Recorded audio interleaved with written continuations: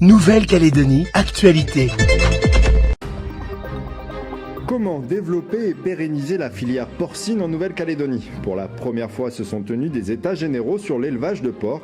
Les différents acteurs se sont réunis à Païta pour mettre en commun des solutions. On en parle dans un instant.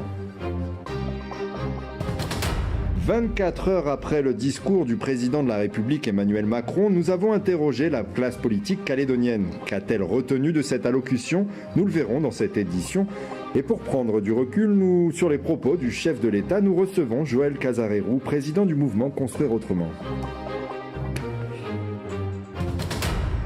Dans la région, entre le 7e Festival des Arts mélanésiens à Port-Vila, la fête de l'indépendance et la visite officielle d'Emmanuel Macron qui a lieu en ce moment, les événements d'envergure s'enchaînent au Vanuatu. Une aubaine pour notre voisin direct qui fait le plein de touristes. On le découvre dans cette édition. Aujourd'hui, se sont tenus pour la première fois les états généraux de la filière porcine à Païta. Objectif, mobiliser tous les acteurs de la profession pour trouver des pistes d'amélioration. La filière rencontre des difficultés, des précisions avec Maëlys Vézia.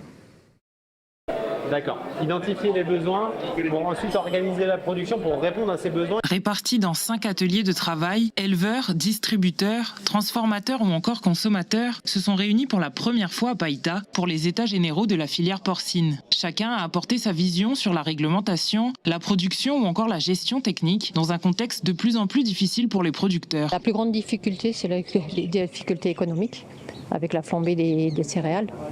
Parce que c'est le plus gros poste de dépense dans un élevage, c'est l'aliment. Ça a pris plus de 20%. Il n'y a pas de production de blé sur le territoire. Le porc est essentiellement nourri au blé. Une difficulté que surmonte Willy, éleveur porcin à Lifou depuis 2021. Il privilégie une alimentation mixte et un élevage plein air. Il souhaite structurer la filière porcine sur l'île et créer des liens avec la Grande Terre. Nous, sur Lifou, c'est par exemple la nourriture. On donne de l'engrais, des cocos, des bananiers, des feuilles de bananier, des troncs de bananier, des plantes médicinales. Et puis, si ça peut aider la Grande Terre, ben, nous on peut engraisser sur place, par exemple. Et parce que peut-être le goût, ben, il parlait de goût tout à l'heure pour améliorer le goût. Ben, peut-être notre goût côté Lifou. Mais des îles, peut-être c'est meilleur. Et peut-être, pourquoi pas travailler ensemble avec la Grande Terre, engraisser leur porc et puis eux ils revendent. Enjeu de cette journée, faire converger les différents points de vue pour élaborer une stratégie commune. La rédaction d'un livre blanc serait donc la prochaine étape pour pérenniser la filière, selon Frédéric Espinoza, directeur de l'Office de commercialisation et d'entreposage frigorifique. Ces ateliers donneront lieu à ensuite des travaux de synthèse, des travaux d'analyse et des propositions de pistes d'amélioration et d'évolution qui seront soumises aux décideurs politiques et qui seront aussi, je pense, l'objet d'accord entre les professionnels de l'amont et de l'aval. Parce qu'il faut effectivement souligner la nécessité de rapprocher l'éleveur du boucher et du consommateur, de la fourchette, enfin de la fourche à la fourchette comme on dit. Pour rappel, une trentaine de producteurs professionnels, répartis principalement sur la côte ouest, produisent environ 25 000 porcs par an, dont la commercialisation rapporte plus d'1 milliard de francs. Santé. Depuis son ouverture, la situation financière du centre hospitalier du Nord s'aggrave de jour en jour, entraînant des difficultés de prise en charge aussi à Pointe-Dimier et Koumak. Malgré plusieurs alertes aux autorités compétentes, rien n'a été fait. Aujourd'hui, la dette s'élève à 4 milliards de francs. Par conséquent, dès le 1er septembre, plusieurs services de soins seront à l'arrêt. On écoute Joachim Tutugro, le directeur du pôle sanitaire du Nord, suivi du président de la commission médicale, le docteur Benoît Chabert, au micro d'Océane Zobler. Aujourd'hui, nous sommes arrivés à une situation extrême où on ne peut plus prodiguer du soin. Et effectivement, à partir du 1er septembre, il y a un certain nombre de soins que nous ne pourrons plus prodiguer, faute d'approvisionnement, faute de pouvoir le faire. Donc vous avez les chimiothérapies, les activités programmées au bloc opératoire, les activités du laboratoire, les consultations externes, j'en oublie, mais voilà. C'est le centre hospitalier Nord, puisque l'approvisionnement se fait en un seul lieu, donc c'est tout centralisé chez nous, ici au PSN. On réalimente nos sites de Pointe-Dimier et de Koumak, mais à partir du moment où on n'a plus ces approvisionnements-là, ça va s'arrêter aussi bien ici au pôle sanitaire Nord qu'à Pointe-Dimier ou Koumak. Nous sommes sur un bassin en tout cas de 50 000 habitants pour tout le bassin nord, ce qui est considérable. On a à peu près 5 semaines jusque-là, c'est qu'on ait juste une injection financière, une bonne injection financière pour nous permettre de faire tourner au moins le quotidien et enlever cette espèce de chapeau sur les fournisseurs et nous libérer la marchandise, en tout cas les fournitures médicales par la même occasion. Au quotidien, heureusement, on n'a pas eu de rupture réelle jusque-là, mais on a des tensions avec des profondeurs d'approvisionnement qui font qu'on a une visibilité à 24-48 heures. Et c'est vrai sur pas mal de choses qu'on utilise au bloc opératoire, notamment en anesthésie, où on a eu des visibilités très faibles sur les sondes d'intubation, le diprivant, enfin des produits vraiment critiques. Et depuis des années, les pharmaciens et les acheteurs font tout ce qu'il faut pour arriver à trouver des solutions palliatives, passant d'un fournisseur à l'autre, voilà. Donc on s'en sort, mais le problème c'est que là on est au bout de ces systèmes. Politique, au lendemain du discours d'Emmanuel Macron, le temps fort de sa visite sur le territoire, quelles sont les réactions des acteurs de la vie politique calédonienne? Déception pour les uns, satisfaction pour les autres. Audrey Pouedi et Lou Kaemo sont allés à leur rencontre. Les questions d'indépendance sont des questions des décennies passées. Si l'indépendance, c'est choisir demain d'avoir une base chinoise ici ou d'être dépendant d'autres flottes, bon courage. Ça ne s'appelle pas l'indépendance. Un discours de plus d'1 heure qui n'a pas réussi à convaincre le FLNKS. Déception pour la mouvance qui attendait une annonce forte de la part du président de la République pour fermer la parenthèse de la colonisation. Pour le Front, Emmanuel Macron ne saisit pas la revendication indépendantiste. Quel est le pays aujourd'hui qui est indépendant? Aucun. Même les États-Unis n'est pas indépendant. Comprenez? Ce que nous souhaitons, nous, c'est d'être maîtres de notre destin, de nos décisions. Et ensuite, choisir nos interdépendances. C'est ça l'indépendance d'un pays demain. C'est de pouvoir librement choisir ses interdépendances, disait Jean-Marie Tjibaou. Le FLNKS s'inscrit dans cette philosophie, dans cette vision. Quant au chemin de pardon évoqué par le président de la République, ce dernier pose question pour le FLNKS. Je ne sais pas si nous avons le même concept du pardon. Nous, en Océanie, le pardon par rapport à un préjudice. Et donc derrière cela, il y a la réparation. Et bien sûr, cet acte unilatéral de prise de position est un contentieux. Il nous faut, dans ce cadre-là, régler les contentieux coloniaux. Il demande maintenant à cette même population, le peuple d'origine, peuple kanak, et les communautés importées pour mettre en minorité ce peuple, il vous appartient de trouver la solution d'avenir. C'est quand même gros. Sans surprise, du côté non indépendantiste, ce discours prononcé par Emmanuel Macron est une grande satisfaction. Concernant le chemin de pardon, ce dernier est un bon signal envoyé aux Calédoniens. Cette réconciliation, ça fait un bout de temps qu'on en parle, ce fameux pardon, puisque finalement c'est un pacte avec du pardon. Ce pardon est important à condition qu'il soit bien posé sur la table et qu'il soit fait entre l'État et le peuple premier, les Kanaks, mais également entre l'État et les autres ethnies qui ont, pour certains, eu l'impression d'être soit mis hors de France pour les bagnards ou soit mis de côté pendant la période des événements, et puis une réconciliation entre les populations de Nouvelle-Calédonie qui se sont affrontés et qui ont écrit un préambule de l'accord de Nouméa avec un début de cette réconciliation, et elle n'est peut-être pas encore assez effective, donc il faut peut-être aller plus loin. Mais c'est bien quelque chose de global, et pas que entre l'État et les Kanaks, c'est vraiment entre toutes les populations de Nouvelle-Calédonie. Les différentes mouvances doivent se retrouver à la fin du mois d'août à Paris pour mener des trilatérales sur l'avenir institutionnel du pays. Reste à voir si les indépendantistes y participeront. Le FLNKS doit se réunir en bureau politique mercredi prochain. Pour prolonger ce sujet, nous recevons Joël Casarero, président du mouvement politique Construire Autrement, qui vient d'écrire un livre sur la décolonisation du pays. Il revient avec nous sur le discours du président Emmanuel Macron. Joël Casarero, bonsoir, merci d'avoir accepté notre invitation. Bonsoir. Pour commencer, vous venez de voir le sujet de nos journalistes. Une réaction ? Oui, moi je pense qu'il faut regarder d'abord le contexte. Je crois qu'il y a 3 objectifs. Le premier, on peut le regarder d'une manière régionale, c'est-à-dire que la visite d'Emmanuel Macron, elle est dans un dispositif, dans une séquence où il va aller dans plusieurs endroits, PNG, Sri Lanka, Et elle a pour but, en fait, de placer la France dans l'Indo-Pacifique, l'axe Indo-Pacifique. C'est d'ailleurs le seul moment dans son discours où il indique des chiffres, avec le fameux 18 milliards, c'est-à-dire 150 millions d'euros et 200 personnes. C'est le cadre général. Donc, il est d'abord, c'est le premier objectif, il s'adresse à l'international.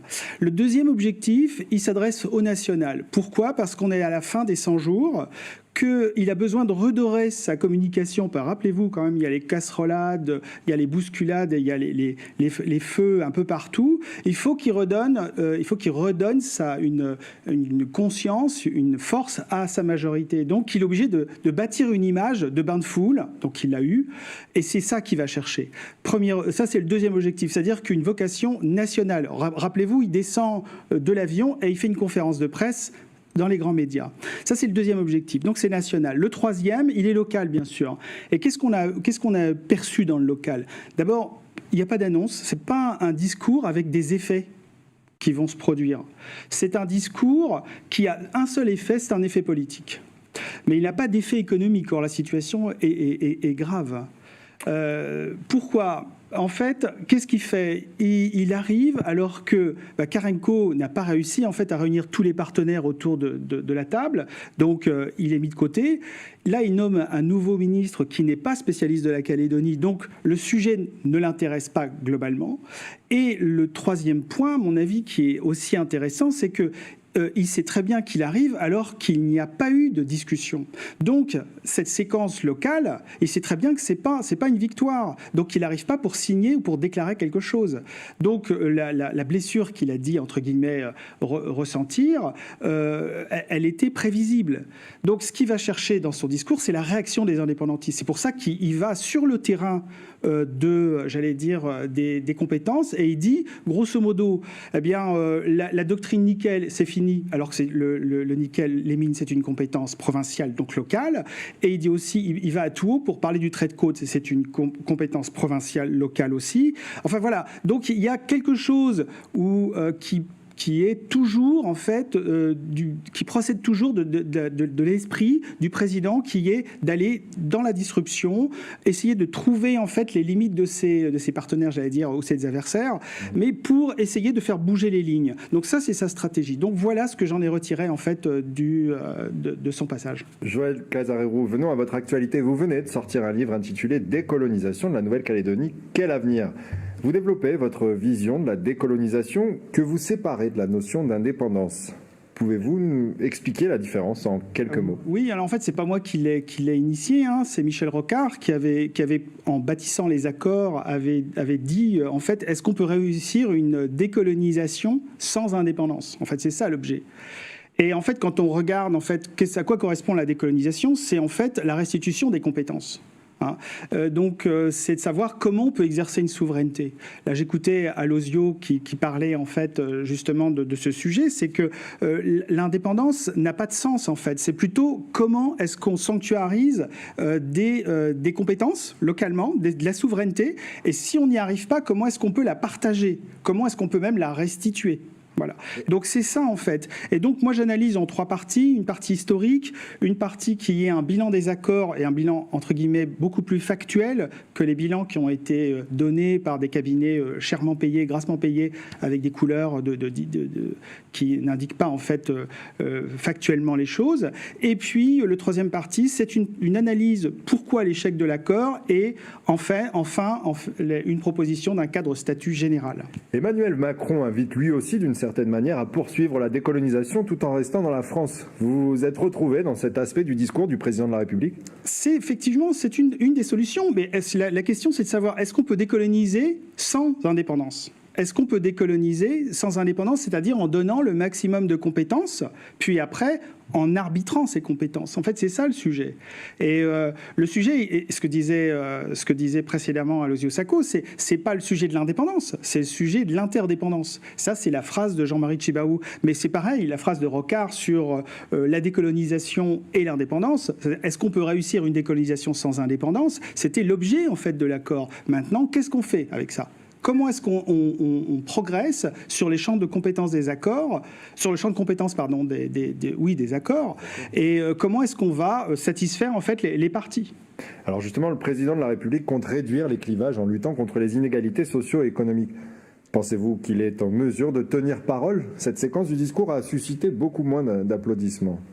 Alors aujourd'hui, en fait, on a une situation de crise qui est vraiment économique, qui est très forte, et l'État n'est pas venu avec un gros chèque. D'habitude, qu'est-ce qu'on attend de ça? Donc il y a certains qui s'attendaient à avoir des déclarations fortes, c'est-à-dire grosso modo, on va vous annuler votre dette, on va vous donner un nouveau chèque, et c'est reparti comme en 14, que j'allais dire. Mais ça veut dire quoi? Ça veut dire qu'aujourd'hui, l'État n'est pas prêt de nous aider, entre guillemets, de la manière dont il faisait avant. Donc cette séquence de on va attendre le discours de l'État et puis le gros chèque qui va tomber est finie aussi.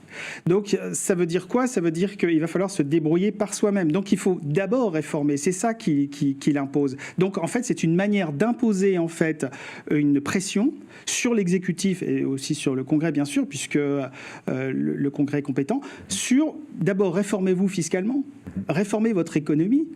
Quand il parle de refonte économique, c'est d'abord le sujet des Calédoniens. Et là-dessus, il dit on vous aidera peut-être, ou on vous aidera, la manière n'est pas donnée. Et là aussi, c'est un discours qui ne suit pas des faits, c'est-à-dire qu'il n'y a pas de chiffres derrière. Il n'y a pas d'ambition chiffrée ni de calendrier, à part le calendrier politique. Joël Casalrou, on arrive au terme de notre échange. Auteur de Décolonisation de la Nouvelle-Calédonie, quel avenir? Et président du mouvement politique Construire Autrement. Merci pour cet échange. Environnement. L'œil, l'Observatoire de l'environnement en Nouvelle-Calédonie, a présenté son bilan d'activité 2022. Environ 80 personnes, dont les scientifiques, collaborateurs et les différents acteurs de l'environnement, ont assisté durant 2 heures à la présentation des 91 actions menées l'année dernière et les perspectives pour 2023. On écoute Fabien Albouy, directeur de l'œil, au micro de Michel Pabé. Écoutez, on a nos diagnostics récurrents sur la zone de Prony et sur la zone de Thio par rapport aux problématiques minières. Donc on fait ces bilans très régulièrement sur ces 2 zones d'intérêt. Et puis on a aussi en fait toute une batterie de suivis environnementaux, notamment on suit l'impact des incendies à l'échelle de la Calédonie. On met en place des outils de surveillance de la sécheresse végétale à l'échelle de la Calédonie et on maintient en fait l'information à travers des brochures grand public, l'information du grand public, à travers notre portail d'information environnementale, etc. On a eu une baisse de financement de près de 15 millions. Pour une structure comme nous, c'est quand même assez important et ça a des impacts assez rapides. Donc ces incertitudes budgétaires ne permettent pas en fait de définir des programmes d'action en fait structurants pour faire évoluer nos outils, pour faire évoluer nos méthodes de suivi, pour informer aussi correctement les Calédoniens. Tourisme à présent au Vanuatu. Ce mois de juillet est exceptionnel pour l'archipel. 1 an après la réouverture des frontières, tous les événements culturels s'enchaînent. Sur place, plusieurs milliers de personnes participent aux festivités, de quoi rebooster l'économie locale. Un reportage de nos journalistes sur place, Lina Wakaseu et Aurélie Chiron.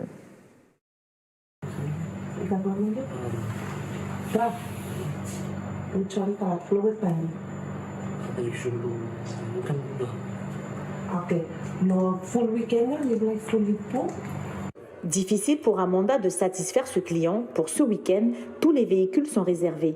L'agence possède plus d'une 50aine de voitures, mais depuis 2 mois, les réservations sont bouclées. Avec l'ouverture des frontières aussi, il y a beaucoup de touristes maintenant qui prennent des voitures et les gens prennent pour de long terme. Et ils font des bookings en avance. C'est pour ça qu'on n'a pas de voiture du tout pendant tout ce mois de juillet. Le Vanuatu a relancé les voyages internationaux en juillet 2022. Avec l'ouverture des frontières, la reprise économique est progressive. Cette année, la croissance devrait se renforcer grâce au retour des touristes. Ce mois de juillet est particulièrement intéressant pour les structures touristiques. L'élément qui fait venir les touristes, on va dire, pour ce mois, il y a le MacFest. On a le MacFest, on a la fête de l'indépendance et aussi on a l'arrivée aussi du président de la France. Donc les visiteurs qu'on a, ils viennent de l'Australie, de la Nouvelle-Zélande, de la Nouvelle-Calédonie, les autres pays du Pacifique et pays lointains comme par exemple l'Europe, l'Amérique et la Chine. Oui. Le Vanuatu est une destination très appréciée, notamment pour les vacances. En 2020, avant la crise sanitaire, 82 400 étrangers ont visité l'archipel contre 31 000 Outremernews.fr, le site de l'actualité Outre-mer, 24 heures sur 24 et 7 jours sur 7. Retrouvez la chaîne Outremer News sur YouTube.